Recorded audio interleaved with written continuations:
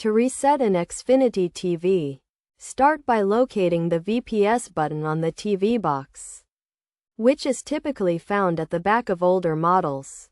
While the box is powered on, press and hold the VPS button for 10 to 15 seconds before releasing it.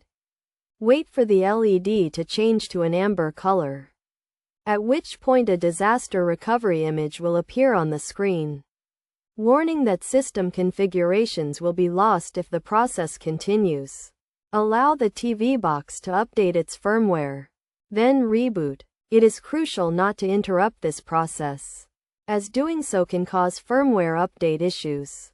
Alternatively, the reset can be initiated using the remote control by pressing the A button, selecting the reset option, and choosing to restart when prompted.